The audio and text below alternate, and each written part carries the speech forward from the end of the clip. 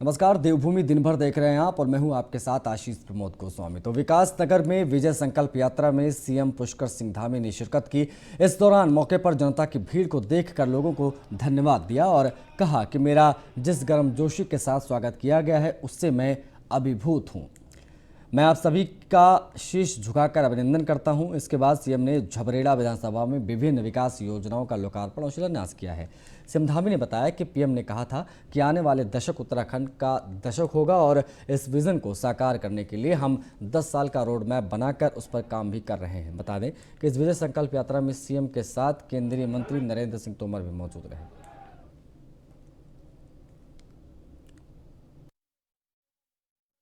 और मैंने भी जिस दिन 4 जुलाई 2021 को आपके मुख्य सेवक के रूप में काम करना शुरू किया, क्योंकि मेरी अभिरुचि इसमें रही थी शुरू से कि हमारा राज्य जिन क्षेत्रों में सबसे आगे बढ़ेगा उसमें से नंबर 1 पर ऊर्जा का क्षेत्र भी है। और मैंने जब भी इसकी समीक्षा करी तो हमने देखा कि लखवाड़ योजना की सारी यहां से कार्रवाई पूरी हो गई है, सारी औपचारिकताएं पूरी हो गई है।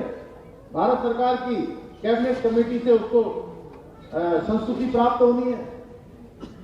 मैंने जो हमारे ऊर्जा मंत्री हैं उनका भी मैं धन्यवाद करना चाहता हूं, हालांकि मंच पर नहीं है, भारत सरकार के ऊर्जा मंत्री जी का, आरके सिंह जी का, कि मैं जब उनसे मिला उन्होंने कहा कोई दिक्कत नहीं है, चाहे जो भी कठिनाई होगी हम उसको पूरा करेंगे। लेकिन करते करते करते करते कुछ न कुछ विघ्न बाधाएं भी आती रहती हैं, अच्छा काम होता है और इसमें बीच बीच में रुकावट भी पैदा होती रही। इस बार जब देहरादून में माननीय प्रधानमंत्री जी आए थे तो प्रधानमंत्री जी से क्योंकि सभी योजनाओं का जो डेमो हो रहा था उसमें वो पूछ रहे थे कि ये योजना हो गई, ये योजना हो गई, दिल्ली से देहरादून वाली सड़क का हो गया, हमारे चारों धामों की सड़क का हो गया, बहुत सारी जो नए सड़क हमारा कोंटा से विकास नगर की शुरू हुई है, उन सभी के बारे में चर्चा होते होते जब अंत में वो पहुंचे तो मैंने उनसे अनुरोध किया कि एक योजना जो हमारी 5700 करोड़ की योजना है जिसमें 300 मेगावाट बिजली पैदा होगी और साथ ही साथ 6 राज्यों को पानी मिलेगा और हजारों लोगों को रोजगार मिलने वाला है आप सब लोगों को, जो आपके पड़ोस में ही बनने जा रही है। प्रधानमंत्री जी का मैं धन्यवाद करना चाहता हूं। मैंने इतनी बात करी उनसे और रात को मुझे प्रधानमंत्री जी के कार्यालय से फोन आया कि आज जो आपने पहले कोई योजना बताई थी उस योजना का आज लोकार्पण शिलान्यास नहीं हो पाया। मैंने कहा हाँ, एक योजना के बारे में मैंने कहा था। तो बोले कि कौन सी योजना है?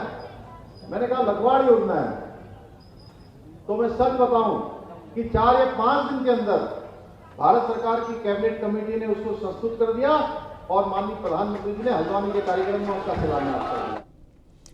मुख्यमंत्री पुष्कर सिंह धामी अनारवाला गुच्चू पानी पहुंचे, जहां उन्होंने शहीद हवलदार प्रदीप थापा के पार्थिव शरीर पर पुष्पांजलि अर्पित की और उनकी अंतिम यात्रा में शामिल हुए। साथ ही शहीद की दिवंगत आत्मा को शांति प्रदान करने की प्रार्थना की। इस दौरान सीएम ने शहीद के परिजनों से मुलाकात की और अपनी शोक संवेदनाएं व्यक्त की। उन्होंने कहा कि शहीद हवलदार प्रदीप थापा के बलिदान को हम सब नमन करते हैं और उत्तराखंड सरकार शहीद के परिवार के साथ हर कदम खड़ी है। इस दौरान कैबिनेट मंत्री गणेश जोशी भी मौजूद रहे।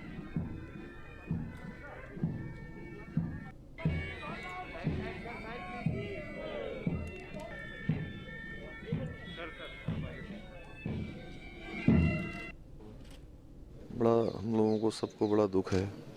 हम भगवान से प्रार्थना करते हैं कि भगवान अपने श्री चरणों में उनको स्थान दे और उनके परिवार के लोगों को जो एक असमय इतना बड़ा कष्ट आया है उस कष्ट को सहन करने की शक्ति प्रदान करे। हम सभी शहीद के प्रति उनको नमन करते हुए उनके सब परिवार के लोगों के साथ हैं और हर संभव हमारी सरकार ऐसे शहीदों को स्मरण रखने के लिए उनके परिवार के साथ खड़ी है। सारा हमारी चाहे यहाँ की सरकार है चाहे केंद्र की सरकार है, हमेशा हम सैनिकों का सम्मान करते हैं, उनकी शहादत को नमन करते हैं और निश्चित रूप से हमारी ये भूमि वीर भूमि है, सैन्य भूमि है और हमारे सभी सैनिक हमारे देश के लिए जो अपने प्राणों का बलिदान जिन्होंने किया है वो हमेशा अमर रहेंगे हमारी स्मृति में। उत्तराखंड में आम आदमी पार्टी ने चुनाव को लेकर अंतिम रणनीति तैयार कर ली है। आगामी 45 दिनों तक आम आदमी पार्टी के प्रदेश भर में बड़े स्तर पर कार्यक्रम किए जाएंगे, जिसकी शुरुआत 3 जनवरी को दिल्ली के मुख्यमंत्री अरविंद केजरीवाल देहरादून के परेड ग्राउंड से करेंगे। पहले चरण में 3 जनवरी से अरविंद केजरीवाल नव परिवर्तन यात्रा की शुरुआत करेंगे, जो प्रदेश की सभी 70 विधानसभाओं में जाएगी। यह रणनीति दिल्ली सरकार में मंत्री और आम आदमी पार्टी के चुनावी रणनीतिकार गोपाल राय ने देहरादून में बैठकर बनाई है। गोपाल राय ने बताया कि उत्तराखंड में चुनाव के लिए महत्वपूर्ण रणनीति तैयार की गई है, जिसमें सबसे पहले नए साल पर नव परिवर्तन यात्रा की शुरुआत होगी। इसकी शुरुआत उत्तराखंड की 9 जगहों से की जाएगी। उन्होंने बताया कि उत्तराखंड नवनिर्माण का संकल्प पूरा करने के लिए प्रदेश के सभी 11,647 बूथों पर 3 लाख से ज़्यादा नव परिवर्तन प्रमुखों की फौज तैयार की जाएगी, जो आम आदमी पार्टी की नीतियों को जन जन तक पहुँचाने का काम करेंगे। हर एक नव परिवर्तन प्रमुख के पास 10 घरों की जिम्मेदारी होगी। आम आदमी पार्टी के राष्ट्रीय संयोजक व दिल्ली के मुख्यमंत्री अरविंद केजरीवाल कल राजधानी देहरादून में एक बड़ी जनसभा को संबोधित करने पहुंच रहे हैं। इस वक्त हम परेड मैदान में मौजूद हैं और उनकी रैली के लिए तैयारियां जोरों से चल रही हैं। कुर्सियां लगाए जाने के साथ ही टेंट लगाए जाने का काम हो रहा है। माना यह जा रहा है कि कल भी अरविंद केजरीवाल राजधानी दून के परेड मैदान से एक बड़ा ऐलान कर सकते हैं। उत्तराखंड की राजनीति में कांग्रेस भाजपा के सामने आम आदमी पार्टी एक विकल्प के तौर पर भी तेजी से उभर रही है। अरविंद केजरीवाल पहले ही उत्तराखंड में सरकार बनने पर बेरोजगारों को 5,000 रुपये भत्ता, 300 यूनिट तक मुफ्त बिजली और हर व्यक्ति को रोजगार देने की बात कह चुके हैं। वहीं युवतियों और ई रिक्शा संचालकों के लिए भी उन्होंने बड़ा ऐलान हरिद्वार में किया था। तो माना यह जा रहा है कि अरविंद केजरीवाल की देहरादून में होने वाली रैली पार्टी को जहां ऊर्जा देगी, वहीं कार्यकर्ताओं में भी अरविंद केजरीवाल जोश भरेंगे। देखना होगा कि इस रैली से आम आदमी पार्टी को कितना राजनीतिक रूप से लाभ होता है, क्योंकि आचार संहिता बहुत जल्द लगने वाली है और हर राजनीतिक दल ने अपनी पूरी तैयारी जोर शोर से शुरू कर दी है। कैमरामैन अनूप भट्ट और सहयोगी विनय सूद के साथ सुदीप जैन, न्यूज़ 1 इंडिया, देहरादून। आम आदमी पार्टी के राष्ट्रीय संयोजक और दिल्ली के मुख्यमंत्री अरविंद केजरीवाल 3 जनवरी को उत्तराखंड पहुंचेंगे। इस दौरान वो परेड मैदान में होने वाली 9 परिवर्तन सभा को संबोधित करेंगे। सभा को सफल बनाने के लिए पार्टी के सभी नेता एकजुट हो गए हैं। रैली को लेकर चुनाव कैंपेन प्रभारी दीपक बाली का कहना है कि रैली में पूरे प्रदेश से लोग आने वाले हैं।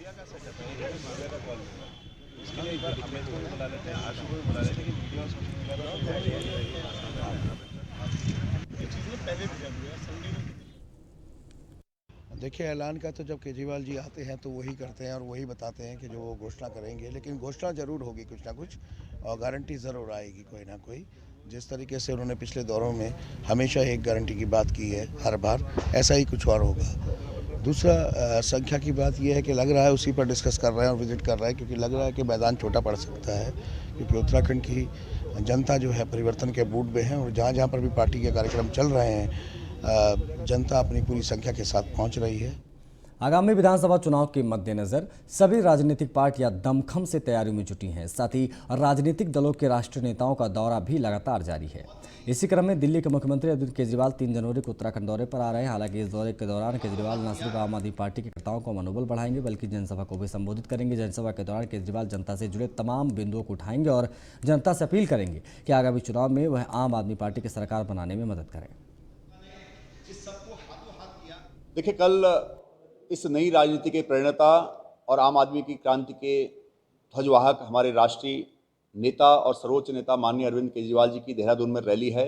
ये रैली ऐतिहासिक रैली होने वाली है, क्योंकि कल आप देख सकते हैं 3 तारीख है। तीसरा विकल्प आम आदमी पार्टी जो पहला विकल्प बन चुका है, नव वर्ष में नव परिवर्तन के साथ नव निर्माण के लिए कमर कस चुका है। उत्तराखंड की जनता का अपार समर्थन मिल रहा है और कल अरविंद केजरीवाल जी हर बार की तरह विशेष बातें तो कहेंगे ही, उसका हमें भी इंतजार है, जनता को भी उत्सुक है। वो क्या कहेंगे कल उनको सुनना पड़ेगा और मैं जनता से आह्वान करता हूं कि हमारे माननीय नेता अरविंद केजरीवाल जी को सुनने के लिए आप परेड ग्राउंड पहुंचें। कल वहां पर 11 बजे सभा होगी, जनसभा को संबोधित किया जाएगा। देखिए, उत्तराखंड आप कैंपेन कमेटी के अध्यक्ष दीपक बाली परेड ग्राउंड पहुंचे, जहां उन्होंने 3 जनवरी को अरविंद केजरीवाल के दौरे के दौरान होने वाली रैलियों की तैयारियों का जायजा लिया। केजरीवाल के दौरे को लेकर जनता में भारी उत्साह देखने को मिल रहा है। वहीं दीपक बाली का कहना है कि जनता परिवर्तन चाहती है और अभी तक जिस तरह से उत्तराखंड की जनता में उत्साह दिखाई दिया है, उससे लगता है कि दिल्ली के सीएम की रैली में परेड ग्राउंड छोटा पड़ जाएगा। ऐलान का तो जब केजरीवाल जी आते हैं तो वही करते हैं और वही बताते हैं कि जो घोषणा करेंगे, लेकिन घोषणा जरूर होगी कुछ ना कुछ और गारंटी जरूर आएगी कोई ना कोई। जिस तरीके से उन्होंने पिछले दौरों में हमेशा एक गारंटी की बात की है हर बार, ऐसा ही कुछ और होगा। दूसरा संख्या की बात यह है कि लग रहा है उसी पर डिस्कस कर रहे हैं, विजिट कर रहे हैं, क्योंकि लग रहा है कि मैदान छोटा पड़ सकता है। तो उत्तराखंड की जनता जो है परिवर्तन के रूप में है, जहाँ जहाँ पर भी पार्टी के कार्यक्रम चल रहे हैं जनता अपनी पूरी संख्या के साथ पहुंच रही है। कर्नल अजय कोठियाल का 5 दिवसीय गंगोत्री दौरा पूरी तरीके से सफल रहा है। कोठियाल ने गंगोत्री में कई जगह पर जनसंपर्क और जनसभाएं की हैं। आम आदमी पार्टी के मुख्यमंत्री के चेहरे उम्मीदवार ने 8 से 10 घंटों तक जनसंपर्क किया और ग्रामीणों के साथ उत्तरकाशी में नए साल का जश्न मनाया। आम जनता का कोठियाल को भरपूर समर्थन भी मिला। रैली में उमड़ी भीड़ से बीजेपी कांग्रेस की मुसीबतें अब बढ़ गई हैं। कोठियाल ने सैकड़ों व्यापारियों से मुलाकात की। छोटी बड़ी सभी दुकानों पर पहुंचे कर्नल अजय कोठियाल 5 दिन के दौरे में 50 से ज्यादा नुक्कड़ सभाएं की। इस बार एक मौका कोठियाल को दो ये बात कही कर्नल कोठियाल ने। उन्होंने कहा कि बदलाव के लिए जनता की पहली पसंद आम आदमी पार्टी ही है।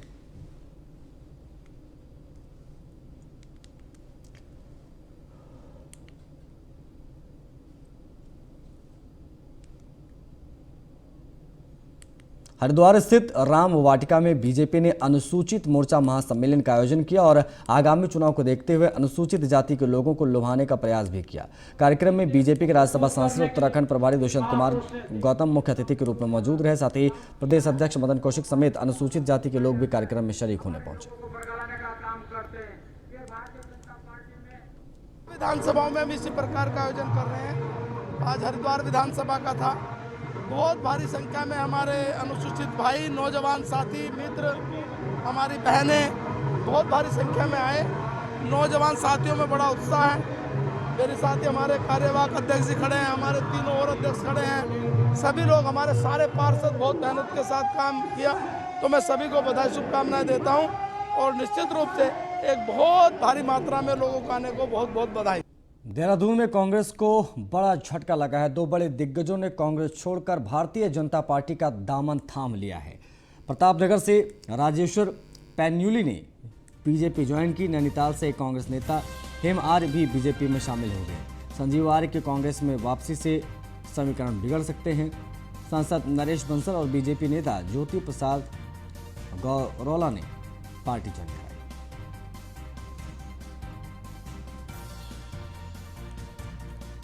लालकुआं में 2022 चुनाव के मद्देनजर युवा नेता दीपेंद्र सिंह कोश्यारी अपने विधानसभा क्षेत्र में लगातार जनता के बीच पहुंच रहे हैं और अलग अलग क्षेत्रों में जाकर जनता की समस्याएं सुन रहे हैं। साथ ही मौके पर मौजूद उच्च अधिकारियों ने बात कर परेशानियों का समाधान भी कर रहे हैं। वहीं 3 जनवरी को भाजपा के विजय संकल्प रैली लालकुआं पहुंचेंगी, जिसके लिए युवा नेता ने ज़्यादा से ज़्यादा भीड़ जुटाने की अपील की है। बता दें कि दीपेंद्र सिंह कोश्यारी, जो कि महाराष्ट्र के राज्यपाल और उत्तराखंड के पूर्व मुख्यमंत्री भगत सिंह कोश्यारी के भतीजे हैं।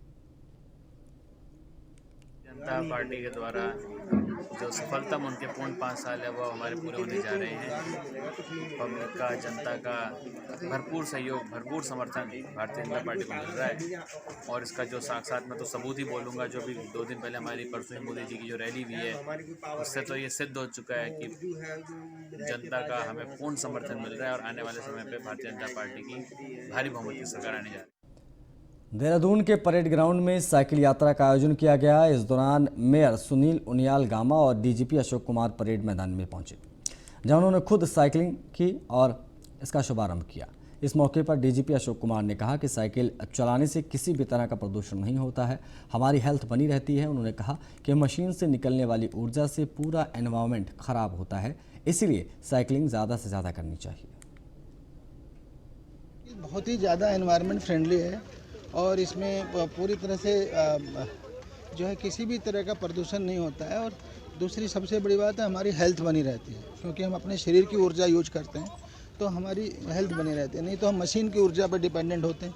मशीन से जब ऊर्जा बनती है तो उससे ढेर सारा प्रदूषण निकलता है, तो वो जो है हमारी पूरी प्रकृति को, हमारे एनवायरनमेंट बैलेंस को ख़राब कर रहा है। तो इसलिए साइकिलिंग जितना ज़्यादा अडॉप्ट करेंगे उतना लाइफ हमारा अच्छा होगा। साइकिल बहुत। देहरादून में धर्म संसद के खिलाफ मुस्लिम संगठन एकजुट होकर प्रदर्शन कर रहे हैं। इस दौरान बड़ी संख्या में मुस्लिम समुदाय के लोग इकट्ठा हुए और धर्म संसद में दिए गए विवादित बयान को लेकर कार्रवाई की मांग की है। साथ ही प्रदर्शनकारियों ने कहा कि पुलिस अपना काम नहीं कर रही है। इस तरह के आयोजन में ऐसे बयान देना गलत है। जितने लोग इसमें आरोपी हैं उनके खिलाफ कार्रवाई।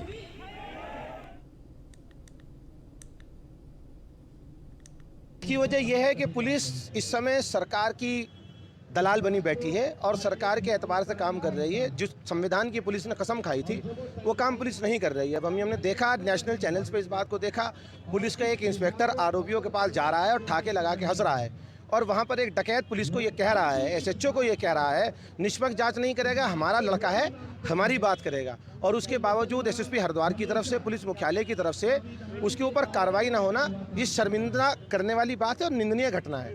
दूसरी बात हमारी ये है, वसीम रिजवी ने एक किताब लिखी थी जिसका नाम है मोहम्मद, हमें उस पर सख्त एतराज़ है और सेक्शन 95 सीआरपीसी में हमने के हवाले से एक एप्लीकेशन शासन में दी थी, वो अभी तक उस पर कोई कॉरेस्पॉन्डेंस भी नहीं हुआ है, कार्रवाई तो बहुत दूर की बात है।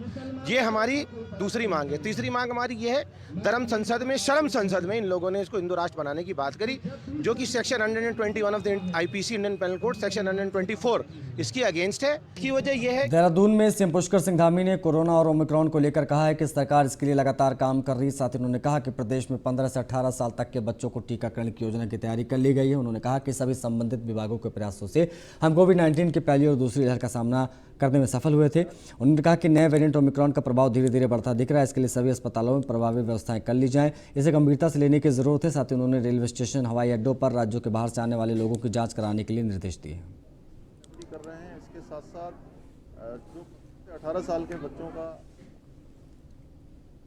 हमने दोनों तैयारियां की हैं। कल हमने इसके लिए बड़े उच्च स्तरीय एक बैठक की है, बहुत समीक्षा की है, लंबी समीक्षा, और उसमें हमने ओमिक्रॉन की जो बचाव है उससे संबंधित भी सभी बातों पर विचार किया है और जो ज़रूरी काम है हम उसके लिए कर रहे हैं। जो है हमारे एयरपोर्ट हैं, हमारे रेलवे स्टेशन हैं, बस अड्डे हैं, स्कूल है, कॉलेज है, सभी जगह पर हम जो है टेस्टिंग भी बढ़ा रहे हैं और रैंडम भी कर रहे हैं। इसके साथ साथ जो 15 से 18 साल के बच्चों का अभी वैक्सीनेशन होना है उसको लेकर हमने सारी बीसी कर ली है। सभी जिलाधिकारियों से और चिकित्सा अधिकारियों से बात हो गई है और हमारा लक्ष्य है कि 7 दिनों में हमारे जितने भी बच्चे हैं 6.5 लाख के लगभग उन सभी को पूरी तरह से वैक्सीनेशन कर दें। हमने इसी के साथ इस बुलेटिन में फिलहाल इतना ही। नमस्कार।